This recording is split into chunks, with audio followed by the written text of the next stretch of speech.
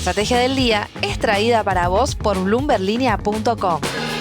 Muy buenos días, estrategas. Soy Francisco Aldaya, editor de bloomberlinia.com, y hoy les voy a contar las 3 noticias más importantes para que arranquen su día. Además, Juan Pablo Álvarez con todo sobre los bonos en la fija. Como siempre, no se olviden de darle clic al botón para seguir a este podcast, de compartir este capítulo, de activar las notificaciones y si te gusta lo que hacemos acá de lunes a viernes, ¿por qué no darnos un 5 estrellas? 1.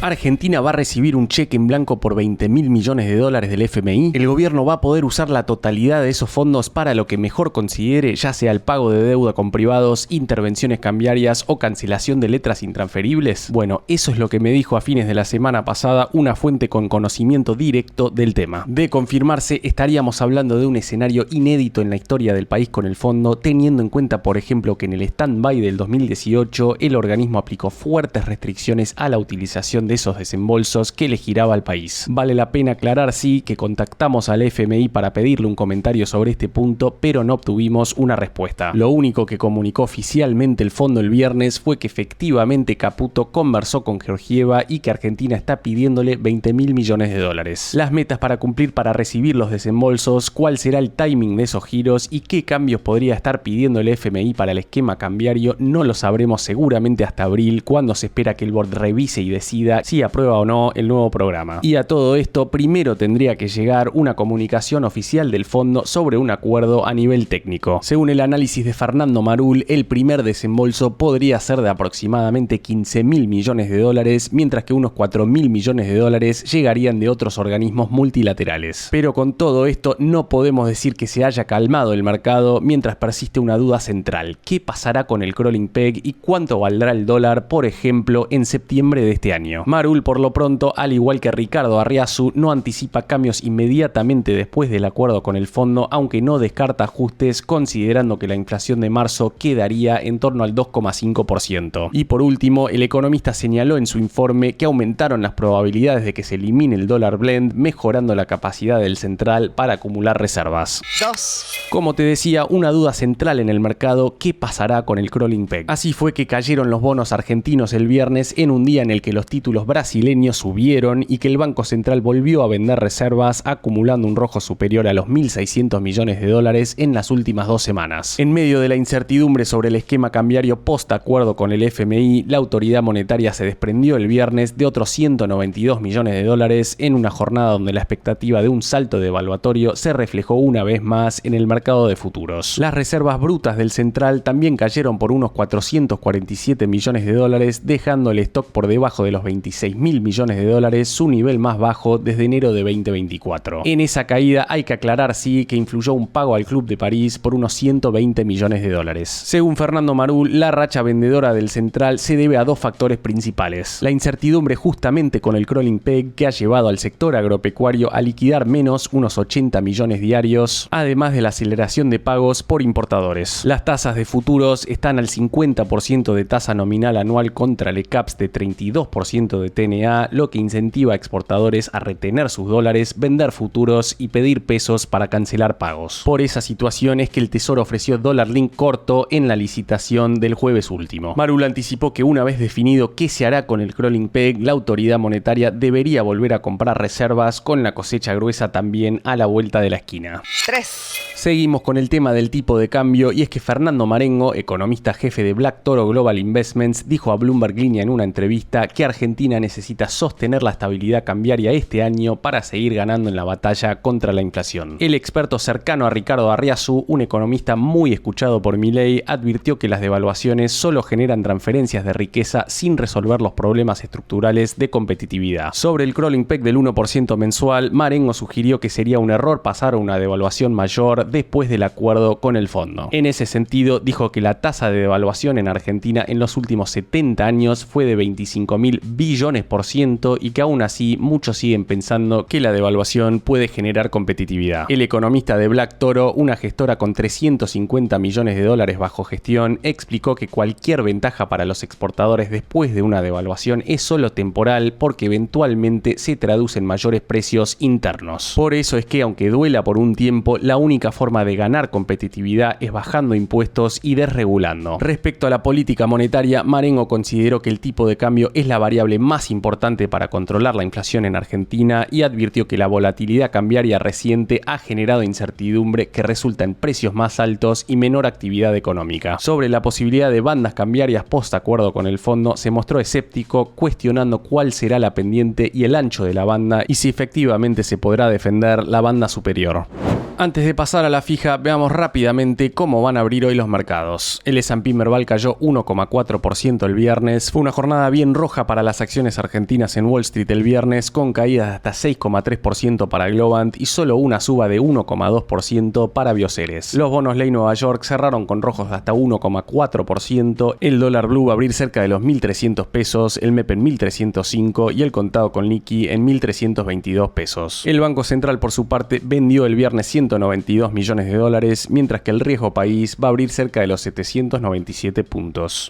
La fija. Y ahora, Juan Pablo Álvarez, contanos por favor qué está pasando en el mundo de los bonos. Buenos días, inversores, vamos a hablar de bonos. Nuevamente cerramos una semana movida en el mercado local, con el riesgo país muy pero muy cerquita de 800 puntos y el S&P Merval apenas arriba de los 1.800 dólares, cuando en enero supo coquetear con los 2.400 dólares. Hago un paréntesis en lo que refiere al spread soberano. El otro día leí un informe de Balance Capital que señalaba que los bonos de Argentina y Ecuador son los únicos con retornos negativos en Latinoamérica durante 2025. Estos dos países habían sido los de mejor desempeño en los índices de renta fija en dólares en 2024. Argentina con 102% y Ecuador con 69,7%. Cierro paréntesis y señalo que la semana pasada los bonos en dólares argentinos cayeron en promedio un 0,9%. En tanto, el dólar MEP cerró en 1.302 pesos y el contado con liqui en 1.309 pesos. Abro ahora un nuevo paréntesis y les recuerdo que el contado con liqui llegó a rozar los 1.460 pesos a principios de julio de 2024. Es decir, estamos hablando de 150 pesos por encima del precio de hoy y en el medio una inflación acumulada de 8 meses. Quiero decir con esto que el dólar en términos reales está lejísimos todavía de sus máximos, aunque eso no significa que no haya presión. De hecho, los futuros del dólar cerraron nuevamente la semana al alza y con tasas implícitas nuevamente rozando el 60% nominal anual, es decir, 5% mensual. Esto está muy por encima de tasas nominales anuales de las LECAP, que aún se ubican por debajo del 3% mensual, tanto en el mercado secundario como en la última licitación. Ahora sí, cierro el paréntesis y comento que en medio de todo este mejunje tuvimos una licitación en la que el Tesoro logró un rollover del 100% al haber adjudicado 6,29 billones. En realidad vencían más de 9 billones, pero una parte de los vencimientos se le habían canjeado días antes al Banco Central. En la subasta, las dos LECAP más cortas representaron el 76% del valor efectivo adjudicado, con tasas mensuales de 2,79% y 2,8%. Asimismo, los bonos SER tuvieron poca demanda, mientras que sí fueron buscados los bonos dólar link. Particularmente, el bono dólar link a junio se llevó el 14% del monto adjudicado y salió a una tasa de devaluación menos 1,98%. Pensemos que exactamente un mes atrás ese mismo bono operaba a un 10% positivo de tasa anual. Antes de pasar a hablar con nuestro entrevistado de hoy, cierro diciendo que en lo que refiere a deuda corporativa, en la última semana se destacó una colocación interesante de IRSA. La empresa colocó en el mercado internacional 300 millones de dólares a una tasa anual del 8%. El bono vence en 2035 y empieza a amortizar un 33% en 2033. Ahora sí, hecha esta introducción, vamos a hablar con un experto de mercado, como nos gusta hacer en esta columna. Estamos en contacto con Nicolás Viveros, quien es director de Asset Management en Capital Markets Argentina. Bienvenido, Nicolás, un gusto tenerte en la fija. Arranco preguntándote por el mercado internacional. El año pasado, en esta misma columna, contábamos que había algunas previsiones de que la tasa estadounidense a 10 años podría llegar a 5%. Hoy la tenemos en 4,25% y la semana pasada Bank of America recortó sus previsiones para fin de este año de 4,75 a 4,5. ¿Crees que el secretario del Tesoro, Bessent, le torció el brazo al mercado? A ver, Bessent fue bastante categórico en cuanto a que él quería mantener un nivel de tasas más bajo que el que tenía, también porque hay que tener en cuenta que el gobierno de Estados Unidos tiene que buscar financiar el déficit a la menor tasa posible, ¿no? Y estuvieron pasando bastantes cosas en el mercado. Yo creo que un poco de la baja que hubo en los últimos días o en el último mes de la tasa de 10 años se debió más que nada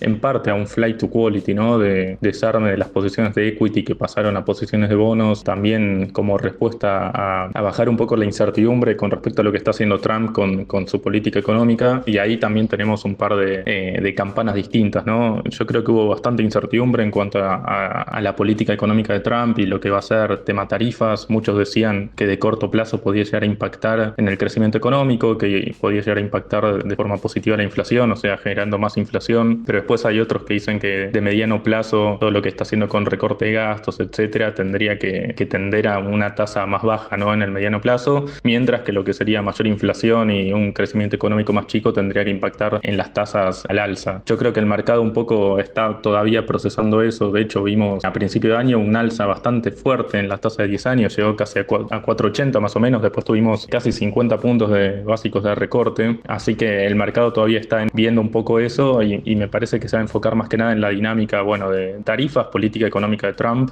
Obviamente el gobierno de Estados Unidos tratando de mantener las tasas bajas para financiar el déficit, pero no hay que dejar de lado lo que pasa en el mercado de equity también, que puede llegar a impactar en el mercado de bonos. ¿Qué instrumentos te gustan hoy en el mercado de bonos internacional, ya sea en emergentes o en desarrollados? Si vamos, por ejemplo, a lo que son bonos corporativos de Estados Unidos, veníamos de niveles de spreads que eran súper bajos, incluso en lo que es bonos high yield teníamos los spreads prácticamente más bajos de la historia, si no fueron los más bajos de la historia, los más bajos de los últimos 10 años seguro, y en lo que son bonos investment grade también veníamos con spreads bastante apretados, obviamente un poco con la incertidumbre de los últimos días, esos spreads subieron por ejemplo, en high yield ya estamos arriba de 3%, habíamos llegado a niveles de 2,60 spread promedio, y lo que es investment grade ya estamos cerca de 1 más o menos, 1% de spread contra los bonos del tesoro. Ahí la verdad a nosotros nos gusta más o nos deja más cómodos, nos sentimos más cómodos estando parados en un bono de buena calidad, por ejemplo, bonos investment grade corporativos de Estados Unidos con 100 puntos básicos de spread. A estos niveles de tasas nos parece que es un punto bastante interesante para estar parado, mucho más cómodo que en bonos high yield, que con estos spreads que, como decía antes, si bien subieron un poquito, siguen estando a niveles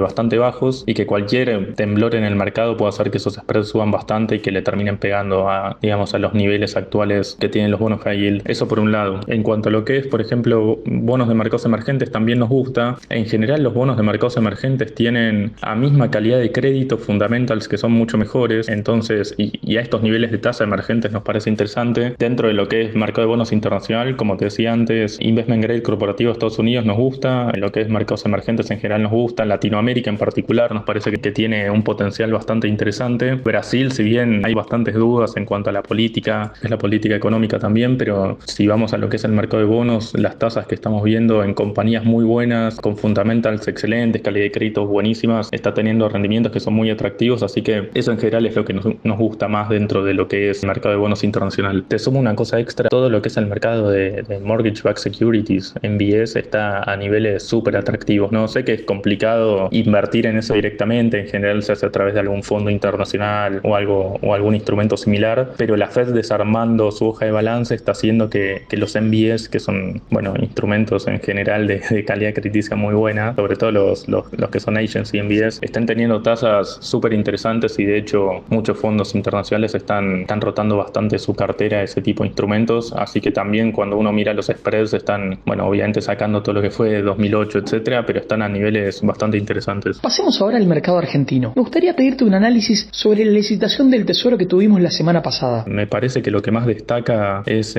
la demanda y el resultado de la reapertura del bono dólar link, ¿no? Principalmente es un bono que había emitido el gobierno hace un par de meses, la verdad en su momento no había tenido mucha demanda, incluso algunos funcionarios del gobierno salieron a decir que el mercado no está esperando ninguna devaluación porque no había habido ninguna demanda original para este bono. Obviamente en el contexto de un poco de turbulencias cambiarias y bueno, y lo que estamos viendo con los futuros y bueno, etcétera, tiene sentido que haya demanda por instrumentos dólar link. De hecho, nosotros estuvimos viendo un poco más de interés en instrumentos de cobertura, que la verdad hacía bastante tiempo que no veíamos de interés, de cobertura de pesos, principalmente lo que es tipo de cambio, pero también en cuanto a lo que es inflación, estuvimos viendo un poco más de consultas en ese sentido. Y bueno, también está en línea con el desarme de carry, ¿no?, que estuvo habiendo en el mercado los últimos días, hace un par de semanas. De hecho, uno de los principales o de los instrumentos preferidos, las inversiones preferidas del último tiempo había sido el carry en pesos, y ahí vimos un poco de desarme de carry, la verdad. De hecho, cuando vemos las curvas de las tasas en pesos, vemos que la curva se corrió para arriba, le pegaron a toda la curva, pero vemos más puntualmente la parte media media de la curva en pesos que estuvo sufriendo, y eso me parece que es un poco más de incertidumbre acerca del programa económico, ¿no? Clave para que esto se calme el tema del Fondo Monetario, del desembolso al menos inicial de los 20.000 millones de dólares, ver un poco si eso calma el mercado, básicamente. Me quiero detener en algo que mencionaste. Te pregunto cómo estás viendo la curva en pesos y qué nos dice sobre lo que espera el mercado para la economía argentina. El corrimiento de la curva en pesos hacia arriba creo que viene más que nada por esto, lo que hablábamos antes de el desarme del carry en pesos, que la verdad fue la inversión, una de las inversiones preferidas en renta fija del último tiempo en pesos, ¿no? Obviamente. Y esto que les mencionaba también de una mayor demanda, todavía incipiente, pero una mayor demanda por cobertura de los pesos, ya sea tipo de cambio, también un poco de inflación, ¿no? Puede ser que haya un poco más de incertidumbre acerca del programa económico, el sendero de desinflación. De hecho, estamos viendo por ahí algunos informes privados que ya están dando niveles de inflación por encima del 2,5. Entonces eso en general hace que se corra la curva, digamos, para arriba. Y como dije antes, me parece que es clave para calmar un poco estas turbulencias cambiarias el tema del fondo, ver un poco más puntual o más específicamente cuándo se van a hacer los primeros desembolsos, cómo es el plan entero. Y bien, bueno, Caputo lo anunció hace relativamente poco, pero ver algo más en concreto y ver ya las reservas más engrosadas, yo creo que eso va a ser muy importante. Nosotros no estamos viendo que el gobierno, o como opinión propia, no creemos que vaya a evaluar, y que de hecho tampoco le conviene devaluar antes de las elecciones de octubre. Un logro muy importante del gobierno es la desinflación que puede mostrar, y creemos que no tendría sentido que devalúen incluso previo a las elecciones. Así que entendemos que acá hasta octubre al menos va a haber un poco de tranquilidad en el tipo de cambio oficial. Obviamente sí pueden acumularse un poco de presión devaluatoria como estuvimos viendo estos días, pero para calmar eso, en nuestra opinión, es clave el tema del acuerdo con el fondo. ¿Cómo pensarías hoy una cartera con exposición argentina para alguien conservador y cómo para alguien agresivo? Conservador en Argentina es medio complicado, ¿no? Pero si hablamos más que nada de lo que sería una persona que no quiere correr mucho riesgo en Argentina, en general nosotros lo que estamos recomendando es que haga una parte, y hablando un poco más de corto plazo, ¿no? Principalmente que haga una parte de letras, sobre todo lo que es la parte media de la curva,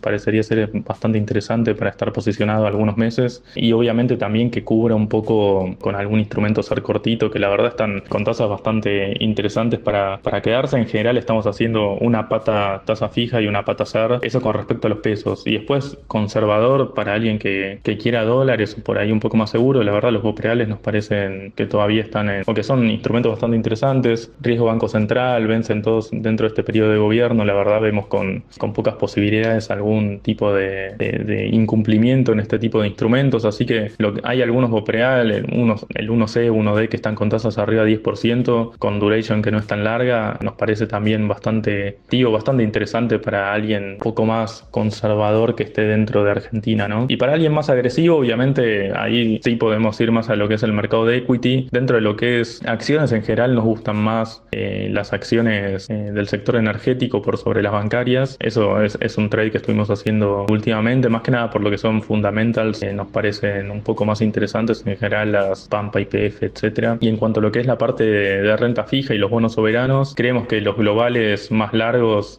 35, 41, son los que están en mejor posición para aprovechar una normalización de la curva argentina. Entonces, básicamente estamos haciendo las principales posiciones dentro de una cartera, digamos, relativamente agresiva de Argentina, sería posiciones de bonos hard dólar largos y este tipo de acciones. Cierro con una pregunta personal. ¿Cuál recordás como el peor trade de tu vida y cuál como el mejor trade de tu vida? Mejor y peor trade de la vida, yendo, estrictamente a lo profesional, ¿no?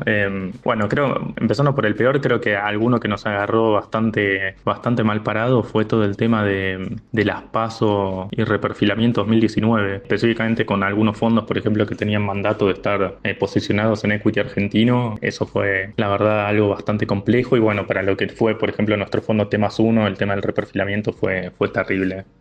Digamos, todo lo que fue el post-reperfilamiento, el repago a los inversores, y personalmente para mí como trade también fue relativamente malo el tema de las PASO 2019. Y como mejor trade, yo creo que hay uno bastante interesante que yo hice en forma particular, que fue Bitcoin en 2013. Obviamente no lo tengo hasta ahora, pero lo vendí con bastante buen retorno en su momento. Lo había comprado a menos de $1.000, la verdad, así que la verdad que fue espectacular. Y después algo muy bueno también fue todo el rally de Argentina del año pasado, que nos agarró, tanto con los fondos propios como particularmente realmente lo pudimos agarrar bastante bien. Y otro bastante interesante que hicimos para muchas cuentas de clientes fue Vista hace varios años a niveles cercanos a $4, que esa todavía la seguimos teniendo porque nos gusta bastante la compañía, y ese fue un trade la verdad que salió espectacular. Oil and Gas también llegamos a agarrar YPF a niveles súper baratos y todavía la seguimos teniendo como posición, así que creo que esos son algunos de los trades más interesantes del último tiempo. Muchísimas gracias, Nicolás, un gusto tenerte en la fija y la verdad qué envidia eso de haberte animado al Bitcoin en 2013. Antes de irme les comento una noticia que se publicó en Bloomberg el viernes pasado respecto del mercado de bonos. Señala la nota que grandes fondos como PIMCO, AllianceBernstein y TCW aprovecharon una oportunidad de compra después de que la reciente volatilidad del mercado obligara a fondos de cobertura multiestrategia a deshacerse de bonos corporativos de alto riesgo. Algunas de estas apuestas ya podrían haber comenzado a dar frutos, ya que los precios de los bonos de empresas como New Fortress Energy, Hertz y Outrain se habrían recuperado con la misma rapidez con la que cayeron en las últimas semanas. Ahora sí, estimados oyentes, me despido hasta la semana que viene y esperemos que haya algo de respiro para los activos argentinos.